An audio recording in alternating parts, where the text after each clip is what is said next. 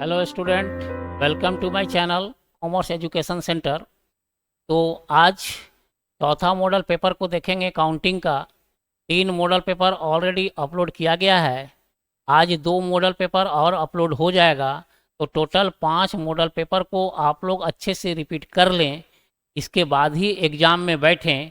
अगर पाँचों model paper को आप लोग अच्छे से रिपीट कर लेते हैं तो पूरी संभावना है कि सभी क्वेश्चन इसी पांचों मॉडल पेपर से ही आएगा और आप लोगों का एग्ज़ाम 100% अच्छा ही जाएगा।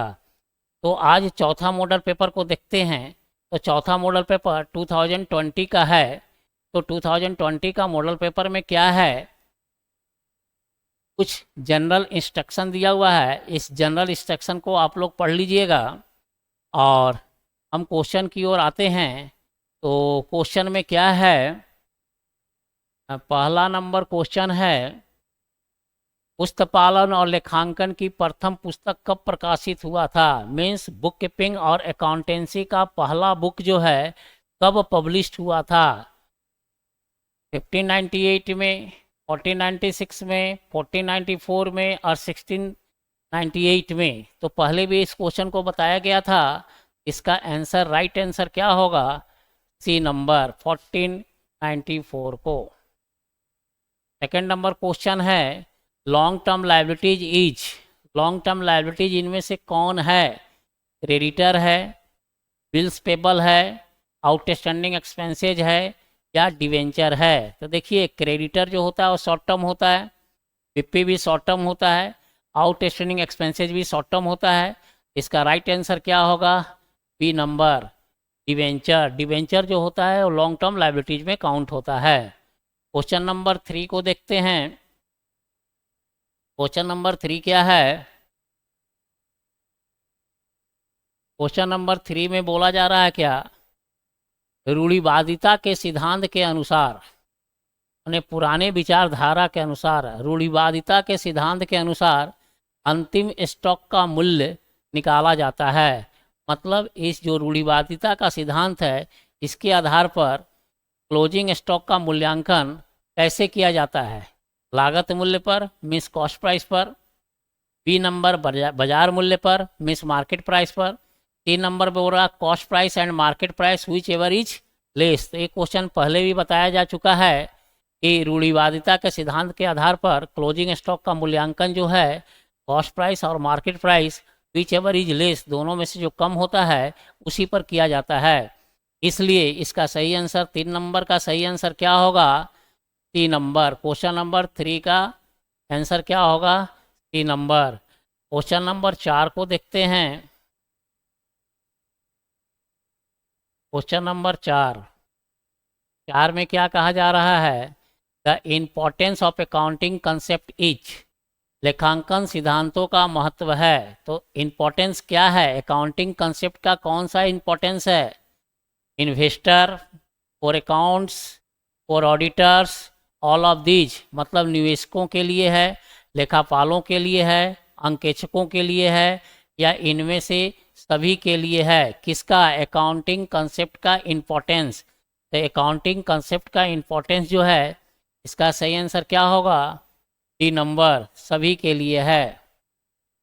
अकाउंटिंग कंसेप्ट जो होता है इसका इम्पोर्टेंस इन सभी के लिए है, ऑल ऑफ दीज। मतलब इन्वेस्टर के लिए भी है, अकाउंटेंट के लिए भी है और ऑडिटर के लिए भी है, all of these. Question number 5 को देखें। क्वेश्चन नंबर 5 में क्या है, क्वेश्चन नंबर 5 कहा जा रहा क्या, according to which concept proprietor means owner, मालिक, बिजनेस का मालिक, of the business is treated as a creditor of the business.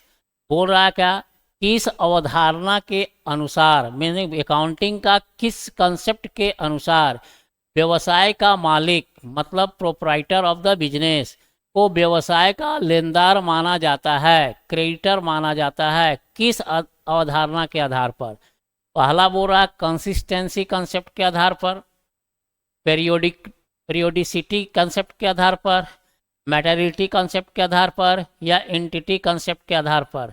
इस कंसेप्ट के आधार पर बिजनेस का जो मालिक है उस मालिक को व्यवसाय का क्रेडिटर माना जाता है। तो किस कंसेप्ट के आधार पर माना जाता है? तो इसका आंसर डी नंबर होगा। एंटिटी कंसेप्ट के आधार पर बिजनेस का मालिक को पूरा एंटिटी कंसेप्ट के आधार पर बिजनेस का मालिक को क्या ट्रीट किया जाता है? क्रेडिटर माना जाता है। क्या माना जाता है? क्रेडिटर माना जाता है। किसको?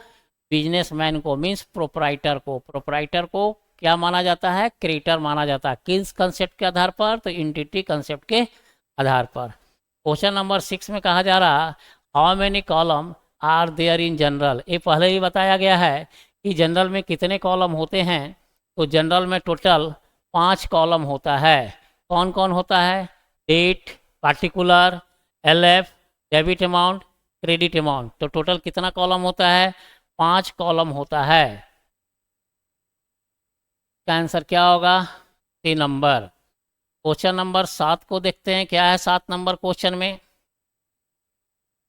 क्वेश्चन नंबर 7 नंबर क्वेश्चन में कहा गया है, the brief explanation of the transaction is called. लेन देनों को संक्षिप्त व्याख्या को क्या कहते हैं? मीन्स जनरल एंट्री बनाने के बाद हम क्या लिखते हैं? नरेशन लिखते हैं। तो वही चीज़ कहा जा रहा है यहाँ पर, brief explanation of the transaction. Transaction को अगर हम ब्रीफ करके लिखते हैं तो उसको हम क्या कहते हैं? Debit, credit, summarising, particulars, narration, information क्या कहते हैं? तो कोई भी जनरल एंट्री को लिखने के बाद उसका ब्रीफ रूप से अगर हम उस ट्रांजेक्शन को एक्सप्लेन करते हैं ब्रीफ रूप से, तो उसको हम कहते हैं नरेशन। 7 का सी नंबर आंसर सही होगा। 8 नंबर क्वेश्चन को देखें, क्या है 8 नंबर क्वेश्चन में। क्वेश्चन नंबर 8 बोला जा रहा, the balance of cash column of the cash book. जब हम कैश बुक बनाते हैं तो कैश बुक में जो बैलेंस होता है कैश कॉलम में, वो ऑलवेज शो होता है। कौन सा बैलेंस शो होता है? Dash balance. कौन सा बैलेंस शो होता है? डेबिट बैलेंस शो होता है, क्रेडिट बैलेंस शो होता है, डेबिट और क्रेडिट दोनों होता है, या इनमें से कोई नहीं। क्वेश्चन नंबर 8 का आंसर होगा डेबिट बैलेंस शो होता है। ठीक है, cash column of cash book का बैलेंस हमेशा कौन बैलेंस शो होता है? डेबिट बैलेंस शो होता है। क्वेश्चन नंबर 9 को देखें, क्या है क्वेश्चन नंबर 9 में। क्वेश्चन नंबर 9 क्या कहा जा रहा, the sales book record is made. Sales book का रिकॉर्ड कहाँ होता है? विक्रय बही में लिखा जाता है। क्या? Sale of goods, all cash sales, all credit sales, sale of goods. Goods बेचेंगे तो नगद बेचे या उधार बेचे, ये कुछ नहीं कहा गया है। ऑल कैश सेल, केवल कैश बेचे तो कैश बेचे तो कैश बुक में रिकॉर्ड होता है। ऑल क्रेडिट सेल, तो क्रेडिट सेल तो लिखा हुआ है, लेकिन क्रेडिट सेल किस चीज़ का किए? गुड्स का किए, एसेट्स का किए, ऐसा कुछ लिखा हुआ नहीं है। तो डी नंबर लिखा हुआ है, माल का सभी उधार विक्रय, all credit sale of goods. तो सेल्स बुक में रिकॉर्ड क्या होता है? All credit sale of goods. तो 9 नंबर क्वेश्चन का आंसर क्या होगा? D number. तो 9 नंबर क्वेश्चन का आंसर क्या है? D number. क्वेश्चन नंबर 10 में क्या है, पासबुक के डेबिट शेष का क्या अर्थ है? Question number 10। क्वेश्चन नंबर 10 को देखिए, क्या है हो रहा है, debit balance as per passbook means passbook का डेबिट बैलेंस, पासबुक के डेबिट शेष का अर्थ है। यहाँ देखिए दिया हुआ है पासबुक और यहाँ लिखा हुआ है कैशबुक। तो हिंदी और इंग्लिश में मिस्टेक है, हिंदी और इंग्लिश में मिस्टेक है। तो यहाँ पर बोला जा रहा है क्या? डेबिट बैलेंस ऑफ क्या है? डेबिट बैलेंस है, डेबिट बैलेंस है पर कैशबुक। कैशबुक का डेबिट बैलेंस होना चाहिए, पासबुक का डेबिट बैलेंस नहीं। यहाँ मिस्टेक है, यहाँ पर पासबुक की जगह क्या होना चाहिए? कैशबुक होना चाहिए। यहाँ पासबुक मिस्टेक किया हुआ है, पासबुक नहीं है, ये क्या है? कैशबुक है। ये देखिए यहाँ कैशबुक लिखा हुआ है, तो कैशबुक इसको माना जाएगा, पासबुक मत मानिएगा। तो debit balance as per cashbook का मतलब, कैशबुक का डेबिट बैलेंस का मतलब क्या होता है? Favourable balance. मीन्स हमारा पैसा बैंक में डिपॉजिट है, जिसको हम फेवरेबल बैलेंस के नाम से जानते हैं। तो इसका आंसर क्वेश्चन नंबर 10 का क्या आंसर होगा? Favourable balance, B number answer होगा। क्वेश्चन नंबर 10 का बी नंबर आंसर होगा। क्वेश्चन नंबर 11 को देखिए, क्या है क्वेश्चन नंबर 11 में। क्वेश्चन नंबर 11 में क्या कहा जा रहा, when a customer return goods then he is sent a, जब कस्टमर को हम गुड्स रिटर्न करते हैं तो उसको हम क्या भेजते हैं, ही इज सेंट ए, क्या सेंड करते हैं, इनवॉइस सेंड करते हैं, क्रेडिट नेट सेंड करते हैं, डेबिट नोट सेंड करते हैं, या इसमें से कोई नहीं। तो जब भी हम कस्टमर को when a customer return goods, जब भी कस्टमर हमारा गुड्स रिटर्न करता है, जब कस्टमर हमारा गुड्स रिटर्न करता है तो हम उसको क्या सेंड करते हैं, तो उसको हम क्रेडिट नोट सेंड करते हैं, ऐसा पहले भी बताया गया है। क्वेश्चन नंबर 12 में क्या बोल रहा, क्वेश्चन नंबर 12 को देखें। क्वेश्चन नंबर 12 कहा जा रहा है क्या, क्वेश्चन नंबर 12 में 5,000 रुपया का माल मुफ्त में नमूना के तौर पर बाजार में डिस्ट्रीब्यूट किया गया, इसका जनरल एंट्री क्या होगा, रोजनामचा में प्रविष्टि होगी। Goods worth ₹5,000 were distributed as free sample, कैसे डिस्ट्रीब्यूट किया गया गुड्स, फ्री सैंपल के रूप में इन मार्केट। अब इसका बोल रहा है जनरल एंट्री विल बी, क्या जनरल एंट्री होगा, तो फ्री सैंपल में अगर गुड्स डिस्ट्रीब्यूट करते हैं तो उसका जनरल एंट्री होता है एडवर्टीजमेंट अकाउंट डेबिट और टू परचेज अकाउंट। परचेज क्यों हुआ, क्योंकि गुड्स डिस्ट्रीब्यूट किए फ्री सैंपल के रूप में, तो एडवर्टीजमेंट अकाउंट डेबिट या free sample account debit to purchase account. तो इसका ऑप्शन में देखिए है, पहला ऑप्शन है ड्राइंग्स टू परचेज, ये होगा नहीं, सेल्स टू कैश होगा नहीं, एडवर्टीजमेंट टू परचेज, तो इसका आंसर क्या होगा, सी नंबर। तो 12 का सी नंबर आंसर हो गया। 12 के बाद क्वेश्चन नंबर 13 में आते हैं। क्वेश्चन नंबर 13 में क्या है, what type of accuracy is indicated by the trial balance, बोला तलपट में किस प्रकार की शुद्धता को दर्शाया जाता है, मतलब तलपट जब बनाते हैं, ट्रायल बैलेंस बनाते हैं, तो उसमें किस प्रकार का गलती को शुद्ध किया जाता है, किस तरह का शुद्धता को बताया जाता है, एक्यूरेसी मेंटेन होता है, कौन सा एक्यूरेसी इंडिकेट किया जाता है, थ्योरेटिकल नहीं, पूरा अर्थमेटिकल यस, गणितीय शुद्धता की पहचान किया जाता है किस में, ट्रायल बैलेंस बनाने में। ट्रायल बैलेंस जब भी बनाते हैं तो अंक गणितीय शुद्धता की पहचान को बताता है। तो क्वेश्चन नंबर 13 का क्या आंसर हो जाएगा, बी नंबर। क्वेश्चन नंबर 13 का बी। 14 में देखते हैं क्या है, क्वेश्चन नंबर 14 में कहा जा रहा है trial balance is, trial balance क्या है, ये पहले भी बताया गया है, ट्रायल बैलेंस क्या है, शेड्यूल ऑफ बैलेंस है या स्टेटमेंट है, तो इसमें क्या दिया हुआ है, स्टेटमेंट, तो इसका ए नंबर, पहला नंबर आंसर सही हो जाएगा। तो 14 का क्या आंसर होगा, ए नंबर।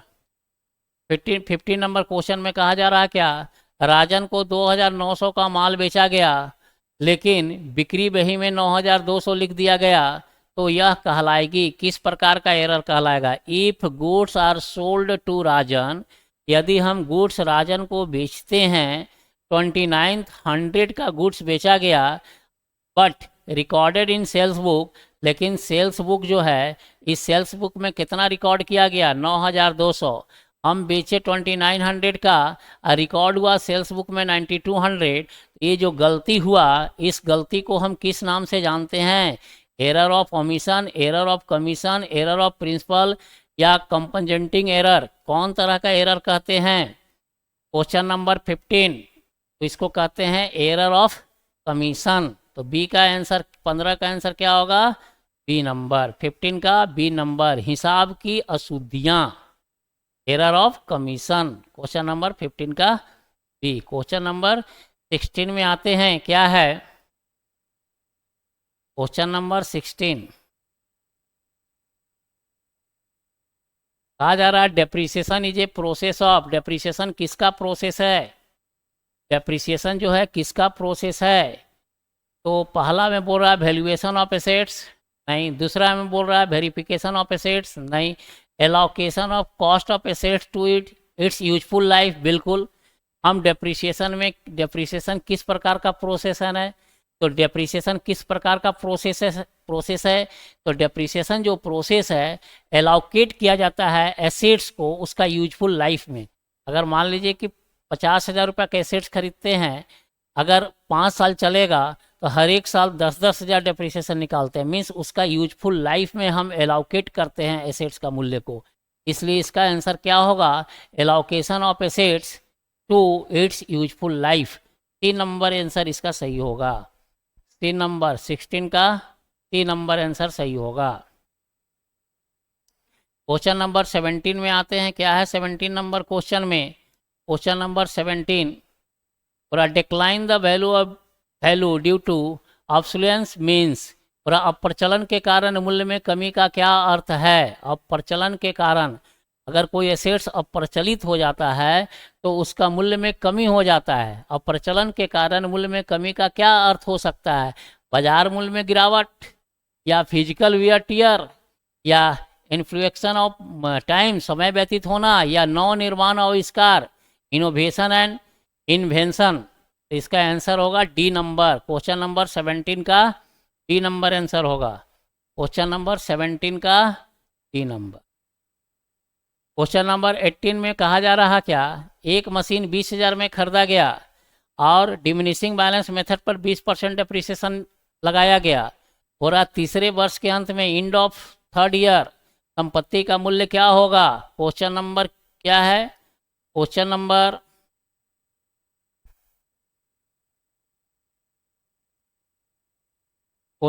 18 नंबर। क्वेश्चन नंबर 18 में क्या है? ए machinery is purchase for ₹20,000। Machinery हम कितना का परचेज किए? 20,000 का परचेज किए। मशीन परचेज किए कितना का? 20,000 का। इसका बोला डेप्रिसिएशन चार्ज करना है 20% पर एनम। कौन मेथड में? रिटन डाउन वैल्यू मेथड में डेप्रिसिएशन चार्ज करना है, रिटन डाउन वैल्यू मेथड में। The value of machinery at the end of third year, तीसरे साल के अंत में मशीनरी का वैल्यू क्या होगा? हमको ये बताना है कि तीसरे साल के अंत में मशीनरी का वैल्यू क्या होगा। तो end of first year 20% depreciation निकालेंगे तो 4,000 डेप्रिसिएशन निकलेगा। ये आ गया 16,000, और इसके बाद फिर 20% डेप्रिसिएशन निकालेंगे तो 3,200 डेप्रिसिएशन आएगा। कितना आ जाएगा ये? 800।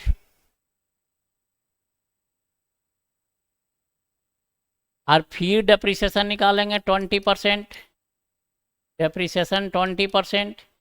पहला साल निकला, ये दूसरा साल निकला, और ये तीसरा साल निकल रहा था। तीसरा साल के अंत में एसेट्स का वैल्यू पूछा जा रहा कि क्या होगा। इसका 20% निकालो। 12,800 का 20% क्या होता है? 12,800 का 20%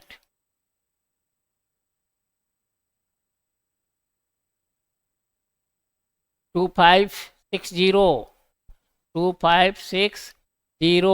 तो एसेट्स का मूल्य क्या बचा?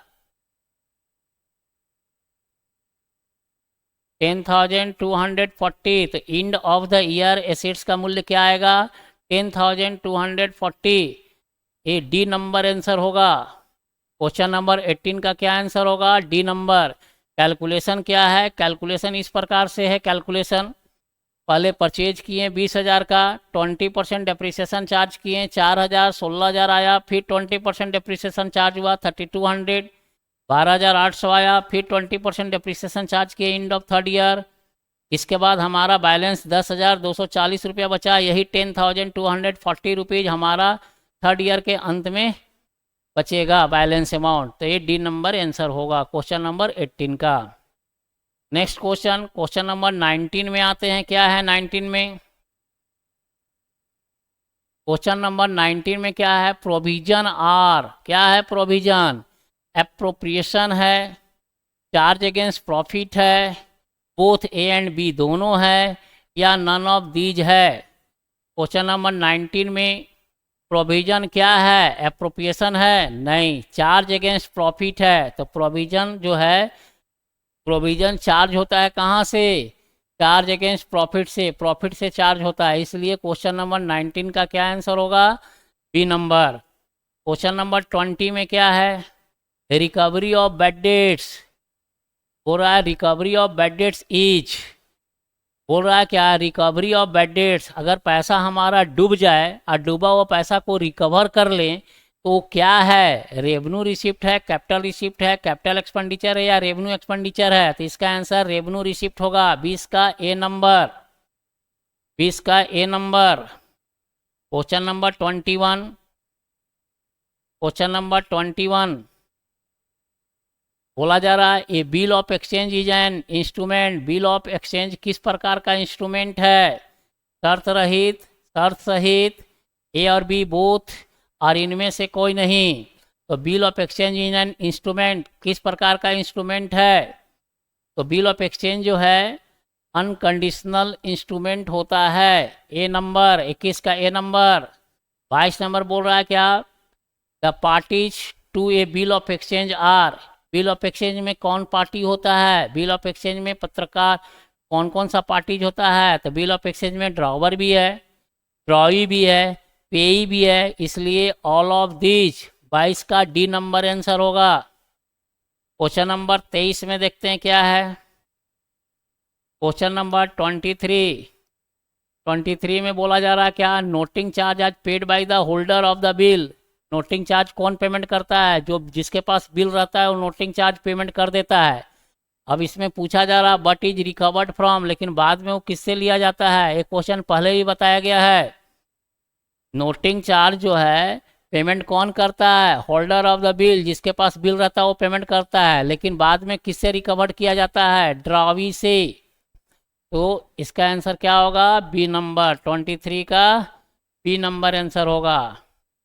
24 नंबर क्वेश्चन देखते हैं क्या है। क्वेश्चन नंबर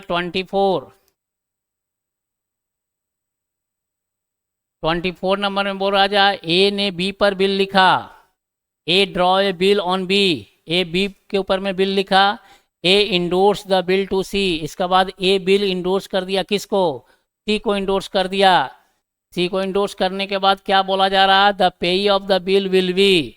अब इसमें पेई क्या होगा? बोला ए ने बी के ऊपर में बिल लिखा, ए ने बिल सी को दे दिया, अब बिल का प्राप्तकर्ता कौन होगा? क्वेश्चन नंबर 24, तो बिल का प्राप्तकर्ता कौन होगा? तो ए तो ड्रॉवर है, बी ड्रॉवी है, सी क्या हो जाएगा? पेई। तो इसका आंसर क्या होगा? सी नंबर। 24 का क्वेश्चन नंबर 24 का सी नंबर आंसर होगा। नेक्स्ट क्वेश्चन देखते हैं।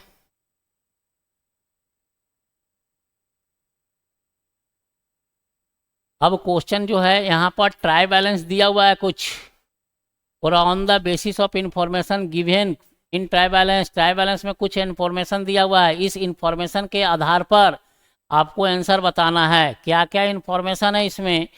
ओपनिंग कैपिटल दिया हुआ है 1 अप्रैल 2018 को, कैपिटल 80,000 रुपये का। स्टॉक ओपनिंग स्टॉक है, कैश दिया हुआ है। परचेज एंड सेल्स, परचेज देखिए 60,000 है, 1 लाख रुपया का। सेल्स है, रिटर्न, ए सेल्स रिटर्न है और ये परचेज रिटर्न है। एक सेल्स रिटर्न है, दूसरा कौन रिटर्न है? परचेज रिटर्न है। इसके बाद फिर क्या है? डेटर दिया हुआ है और क्रेडिटर है। तो डेटर 40,000 का है, क्रेडिटर 20,000 रुपये का है। प्रीपेड एक्सपेंसेज है 10,000 रुपये का, सॉरी आउट प्रीपेड एक्सपेंसेज है 20,000 रुपये का, आउट टेस्टिंग एक्सपेंसेज है 10,000 रुपये का। सैलरी है 22,000 का, डायरेक्ट एक्सपेंसेज 6,000 का है, रेंट 10,000 का है, फर्नीचर 12,000 का है, टोटल ट्राई बैलेंस 2,12,000 का है। अब इसका इन्फॉर्मेशन दिया हुआ है। अब ऊपर का जो ट्राई बैलेंस है उसके इन्फॉर्मेशन के आधार पर सारा को आंसर बताना है, क्या आंसर होगा। तो सबसे पहले क्वेश्चन नंबर 24 के बाद 25 नंबर क्वेश्चन में कहा जा रहा है कि नेट परचेज क्या होगा। तो देखते हैं कि नेट परचेज क्या होना चाहिए। नेट परचेज का मतलब क्या होता है? परचेज में से परचेज रिटर्न घटा देंगे तो नेट परचेज आएगा। तो परचेज देखिए हमारा 60,000 का है, परचेज हमारा कितने का है? 60,000 का है। अब परचेज रिटर्न कितने का है? तो परचेज रिटर्न 2,000 का है। तो 60,000 परचेज में से परचेज रिटर्न को घटा देंगे, परचेज में से परचेज रिटर्न को घटा देंगे तो 60 में 2 घटाएंगे कितना आएगा? 58,000। इसका आंसर 58,000 होगा। क्वेश्चन नंबर 25 का आंसर 58,000। तो क्वेश्चन नंबर 25 का आंसर देखिए 58,000, सी नंबर आंसर होगा इसका। तो 25 का क्या आंसर होगा? सी नंबर। क्वेश्चन नंबर 26 में बोल रहा नेट सेल क्या होगा। तो नेट सेल कैसे निकालेंगे? सेल में से सेल्स रिटर्न घटा देंगे। तो हमारा सेल कितना है और रिटर्न कितना है वो देखना होगा। तो क्वेश्चन नंबर 26 को देखते हैं, सेल कितना है। क्वेश्चन नंबर 26 में देखिए सेल्स, परचेज और सेल्स दिया हुआ है, तो परचेज है 60,000, सेल्स कितना है 1 लाख। हमारा सेल्स कितना है 1 लाख। अब रिटर्न कितना है 6,000, तो 1 लाख में 6,000 को घटाएंगे तो 94,000 मीन्स 94,000 नेट सेल आएगा। आंसर क्या हो जाएगा 94,000। तो क्वेश्चन नंबर 26 का आंसर होगा 94,000। क्वेश्चन नंबर 26 का आंसर क्या होगा 94,000 मीन्स बी नंबर। 26 का आंसर क्या होगा बी नंबर। क्वेश्चन नंबर 27 में देखते हैं क्या है 27 question number. Question number 27, closing stock is 36,000 then gross profit will be. अगर क्वेश्चन में क्लोजिंग स्टॉक 36,000 है तो ग्रॉस प्रॉफिट क्या होगा। तो ग्रॉस प्रॉफिट क्या होगा कैसे निकालेंगे। तो 36,000 क्लोजिंग स्टॉक, यहाँ पर दिया हुआ है कि क्लोजिंग स्टॉक कितना है 36,000 हमारा क्या है क्लोजिंग स्टॉक है। हमको निकालना क्या है ग्रॉस प्रॉफिट। तो याद रखिएगा 36,000 क्लोजिंग स्टॉक है, हमको ग्रॉस प्रॉफिट निकालना है। कैसे निकालेंगे उसको देखते हैं। क्लोजिंग स्टॉक है हमारा 36,000, हमको क्या निकालना है ग्रॉस प्रॉफिट निकालना है। तो निकालिए ग्रॉस प्रॉफिट क्वेश्चन के अनुसार से। अगर हम ट्रेडिंग अकाउंट बनाते हैं, यहाँ देखते हैं ट्रेडिंग अकाउंट बनाते हैं। अगर मान लीजिए कि हम ट्रेडिंग अकाउंट बनाते हैं तो डेबिट साइड में क्या लिखते हैं और क्रेडिट साइड में क्या लिखते हैं। तो डेबिट साइड में ओपनिंग स्टॉक को लिखेंगे 20,000 को।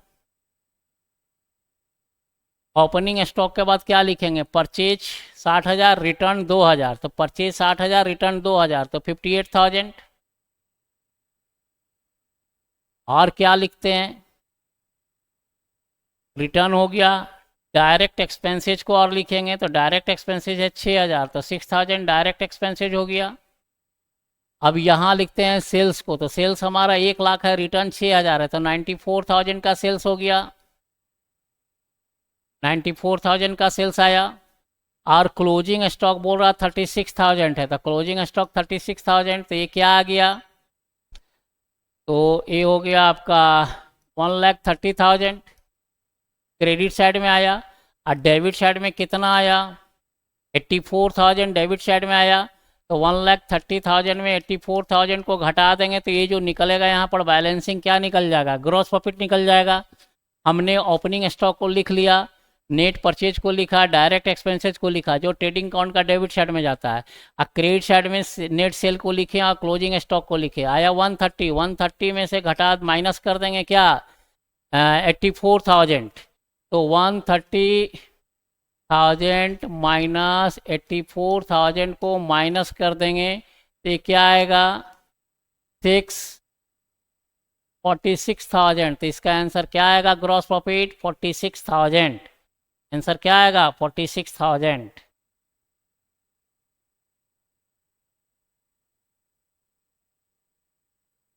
ग्रॉस प्रॉफिट पूछा जा रहा था क्वेश्चन नंबर 27 में। क्लोजिंग स्टॉक 36,000 है, तो देन ग्रॉस प्रॉफिट क्या आया था 46,000। तो इसका आंसर क्या होगा सी नंबर 46,000। क्वेश्चन नंबर 28 में कहा जा रहा है क्या रिजर्व फॉर डेटर 5%। तो 5% रिजर्व फॉर डेटर कहाँ से निकालेंगे डेटर से निकालेंगे। तो हमारा डेटर कितने का है उसका 5% निकाल देंगे। तो डेटर देखते हैं कितना है उसका 5% निकालना है। तो हमारे क्वेश्चन में देखिए डेटर है 40,000 और 40,000 का 5% 2,000। तो आंसर क्या आ जाएगा 2,000। क्वेश्चन नंबर 28 का आंसर क्या आएगा सी नंबर 2,000। क्वेश्चन नंबर 28 का सी नंबर डेटर है 40,000, 40,000 का 5% निकाले 2,000 आ गया। नेक्स्ट क्वेश्चन नंबर 29 में बोल रहा है क्या कि depreciation 10% on furniture will be. Furniture पर 10% डेप्रिसिएशन कितना होगा। तो हम देखेंगे कि फर्नीचर हमारे पास कितने का था। तो देखिए फर्नीचर कितने का था, देखिए फर्नीचर है, फर्नीचर कितने का था 12,000 का फर्नीचर था। 10% डेप्रिसिएशन निकालने के लिए कहा गया है। तो 12,000 का 10% 1,200। तो आंसर क्या आएगा 1,200 1,200। आंसर क्या आएगा 1,200। इसका आंसर आएगा ए नंबर। 29 का आंसर क्या आएगा ए नंबर। क्वेश्चन नंबर 30 क्या कहा जा रहा है closing stock 36,000, then cost of good sold. Cost of good sold निकालने बोल रहा है कि क्या होगा कॉस्ट ऑफ गुड सोल्ड। तो हम जैसा जानते हैं कि फार्मूला क्या होता है कॉस्ट ऑफ गुड सोल्ड का, कॉस्ट ऑफ गुड्स सोल्ड। क्या क्या फार्मूला होता है, opening stock plus net purchase minus opening stock plus net purchase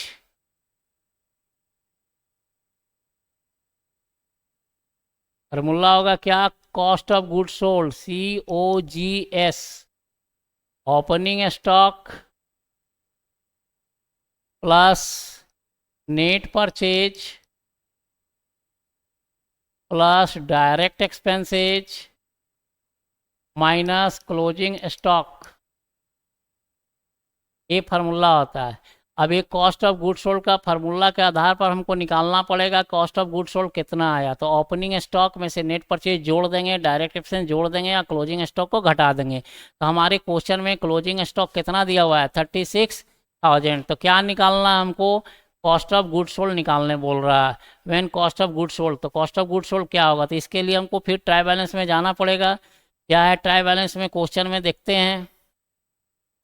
ये देखिए ट्राई बैलेंस से हमको कॉस्ट ऑफ गुड सोल्ड निकालना है। तो कॉस्ट ऑफ गुड सोल्ड निकालने के लिए क्या करेंगे, अभी फार्मूला बताए थे COGS का फार्मूला बताए थे। ओपनिंग स्टॉक, तो ओपनिंग स्टॉक कितना है 20,000 प्लस नेट परचेज। ये देखिए यहाँ परचेज है 60,000 का, रिटर्न है 2,000 का। तो 60,000 में 2,000 घटा दिए 58,000। अब प्लस डायरेक्ट एक्सपेंसेस, तो डायरेक्ट एक्सपेंसेस कितना है 6,000। अब माइनस क्लोजिंग स्टॉक, तो आपका क्वेश्चन में कहा गया है क्लोजिंग स्टॉक 36,000। तब कितना आएगा कॉस्ट ऑफ गुड सोल्ड, ये आ गया 84,000 माइनस 36,000। तो 84,000 में 36,000 माइनस कीजिए,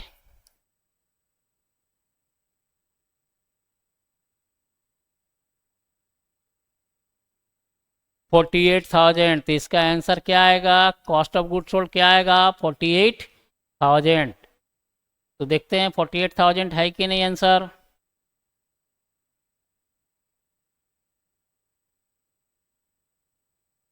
एक क्वेश्चन है, क्वेश्चन नंबर 30 नंबर क्वेश्चन था।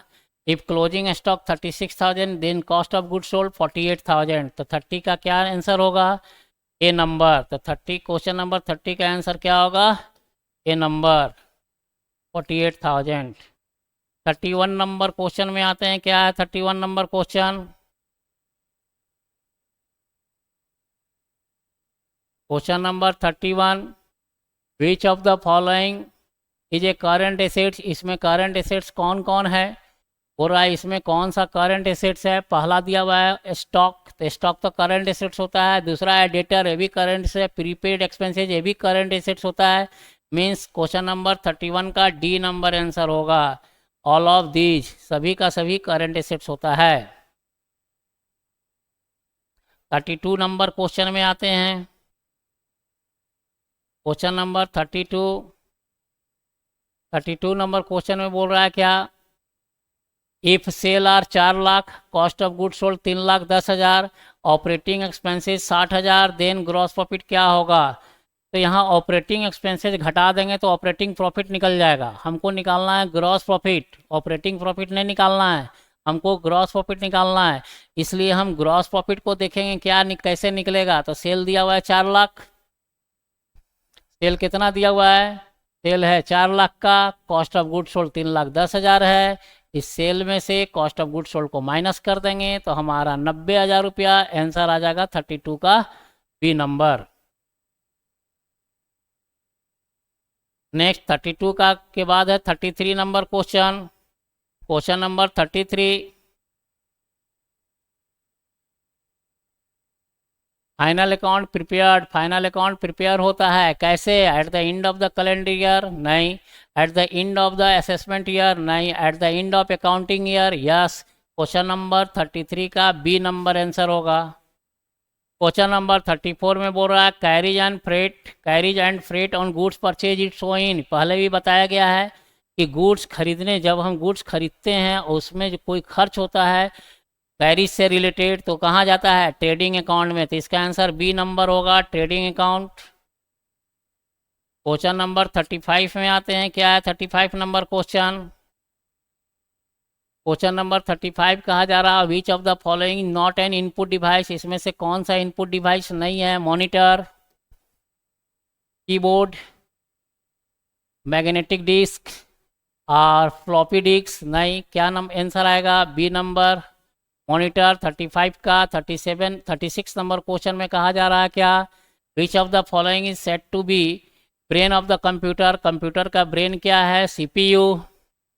नेक्स्ट 37 नंबर क्वेश्चन में कहा जा रहा which of the following 2 digit are use in binary system. Binary system में कौन सा 2 डिजिट को यूज किया जाता है? बी नंबर, 0 और 1 को। 37 का बी नंबर। 38 नंबर क्वेश्चन में देखते हैं क्या 38 नंबर क्वेश्चन। क्वेश्चन नंबर 38 बुरा which qualities should be accounting report. Accounting report में किस प्रकार का विशेषता होना चाहिए? अकाउंटिंग बुरा which qualities should be accounting report. अगर हम अकाउंटिंग का रिपोर्ट बनाते हैं तो इसमें कौन सा विशेषता होना जरूरी है? क्या रिलेवेंस होना चाहिए, एक्यूरेसी होना चाहिए, कंप्लीटनेस होना चाहिए, उपयुक्त सभी। तो इसका डी नंबर आंसर होगा, सभी का सभी विशेषता होना जरूरी है। क्वेश्चन नंबर 39 में देखते हैं क्या है। 39 में बोल रहा है क्या which of the following is component of DBMS. DBMS का कंपोनेंट क्या क्या है? डीबीएमएस का उपकरण क्या है? कंपोनेंट क्या क्या है? 39 नंबर क्वेश्चन में फाइल मैनेजर, हाँ। पीपल, हाँ। डेटा, डिक्शनरी, ए भी है। और डी नंबर बोल रहा है ए एंड बी, ए और बी। फाइल मैनेजर भी है, व्यक्ति भी है, डेटा शब्दकोश, और डी नंबर बोल रहा है ए और सी दोनों। क्वेश्चन नंबर 39 का डी नंबर आंसर होगा, ए और सी दोनों। मीन्स फाइल मैनेजर भी है और पीपल भी है। इसका डीबीएमएस का component. Next question number 40 last question है। लास्ट क्वेश्चन नंबर 40 को देखते हैं क्या है। क्वेश्चन नंबर 40 बोल रहा है क्या एसक्यूएल का पूरा नाम क्या है? Full form of SQL. SQL का फुल फॉर्म क्या है?